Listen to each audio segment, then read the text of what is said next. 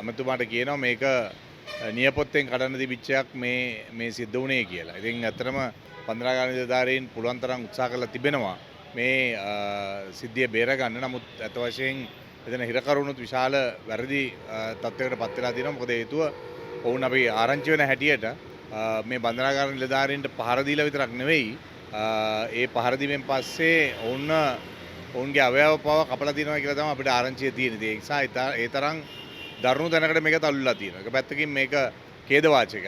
අත වශයෙන් බැලුවොත් බන්ධනාගාර තුල මේ අප නොදීම තුල ඇතිලා තිබෙන තත්ත්වයන් එක්ක ඒ වගේම 54 යටතේ කුඩු වලට අල්ලගන්න අයට අප නොදීම තුල විශාල අර්බුදයක් වෙලා තිනවා. අත වශයෙන් විශාල පිරිසක් පිරීලා ඉන්නවා බන්ධනාගාරය ඇතුලේ. මොකද හේතුව ග්‍රෑම් 10කට වඩා තියෙන කුඩු නඩුවල සාමාන්‍යයෙන් අභ්‍යජනාධිකරණයට යන්න ඕනේ සාමාන්‍යයෙන් අප ගන්න. ඒ නිසා මෙතන ලොකු ප්‍රශ්නයක් ඇතිලා තියෙනවා.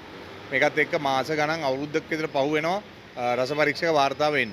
මේකත් එක්ක අත වශයෙන් මේ කුඩු ඇල්ලීමේ මෙහෙයුම තුළ අප ලබා නොදීම තුළ විශාල වශයෙන් බන්ධනාගාර පිරලා තියෙනවා. ඒ නිසා මේ අයට පහසුකම් නැහැ. ඔවුන් නිදාගන්නේ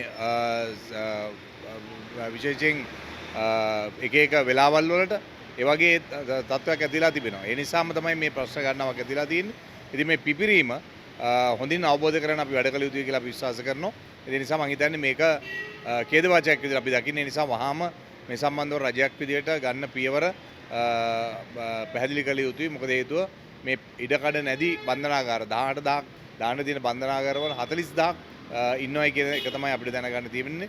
ඒ වගේම උන්ට තිබෙන බෙහෙත් වල හිඟය, ඖෂධ හිඟය මේ වගේ තත්ත්වයන් ගණනාවක් ඒක ඇතුලේ තිබෙනවා.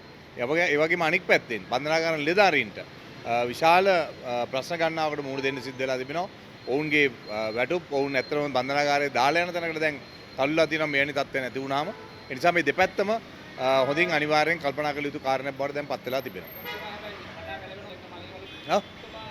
නෑ මට යන්න හම්බුනේ මේ දවසේකම පාර්ලිමේන්තුවේ. ඒ නිසා මම හිතන්නේ පුළුවන් වෙලාවක මේ මල්ගල් වලට සම්බන්ධ වෙනවා. නමුත් අපි අපේ කනගාටුව බොහොම පැහැදිලිව අපේ පාර්ලිමේන්තුව තුලත් මම මේ සම්බන්ධව කතා කරා.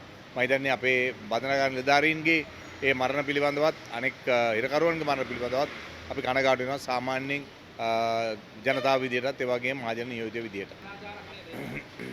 ඔව් ඒක අනිවාර්යෙන් කළ යුතු කාරණයක්. අනිවාර්යෙන් මුදල් වෙන් කළ යුතුයි. නව බන්ධනාගාර ඉදි කරන්නත් ඒ වගේ පහසුකම් වැඩි කරන්නත් ඉඩකඩ පහසුකම් වැඩි කරන්නත් ඒ වගේම බන්ධනාගාර නිලධාරීන්ගේ පහසුකම් වැඩි කරන්නත් අවශ්‍ය කරන කටයුතු කළ යුතුයි කියලා අපි විශ්වාස කරනවා. වැරදි දේවල්ට අපි වැරදි කියනවා, හොඳ දේවල් වලට හොඳයි කියනවා.